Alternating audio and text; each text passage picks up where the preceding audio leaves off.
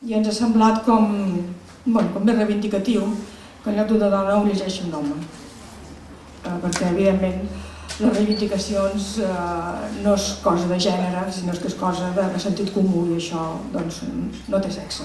A continuació donaré lectura del manifest, que és un manifest institucional fet per la Diputació de Barcelona, per l'àrea de cultura de la ciutadania i la Federació de Municipis de Catalunya. Avui commemorem el Dia Internacional de les Dones i aquest any ho fem de forma especial.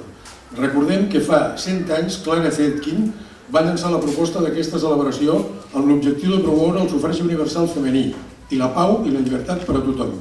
La Maria de Masferrer, que ens farà una lectura d'un fragment d'un conte seu que va guanyar el Premi Montserrat Roig, que es diu Lectura sui generis, correspondència sui generis, perdó.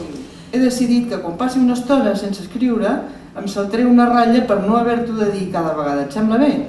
D'acord, doncs. És que, esclar, tu no saps què li vaig dir a la Leo i t'ho havia d'explicar, però llavors he vist que ja no me'n recordava i m'he posat a pensar.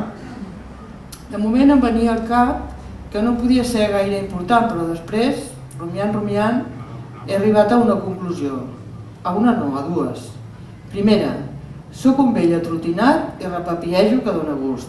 Segona, em sembla que la Leo té una mica de raó. Després el Teatre Esprial ens farà una lectura dramatitzada, amb una temàtica una miqueta sorpresa, no m'ha dit la Trini exactament de què anava. Però, què passa? És que hem trobat un escrit a última hora que ens ha semblat bastant adient pel dia d'avui. Magda, però... I el que hem assajat? I la d'Idea, que amb la que havien treballat... Ja, però... I quan ho vegis segur que t'agrada.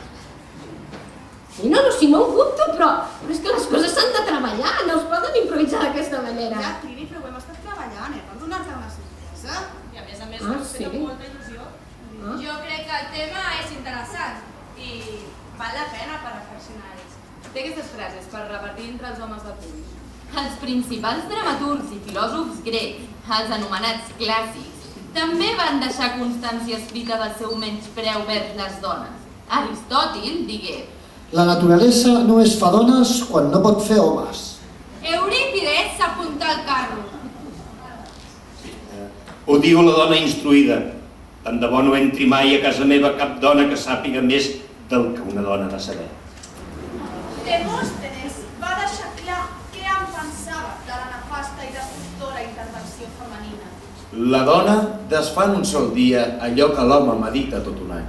El plat que així de més pes, que és l'obra de teatre de La dona sola amb Bea Insa.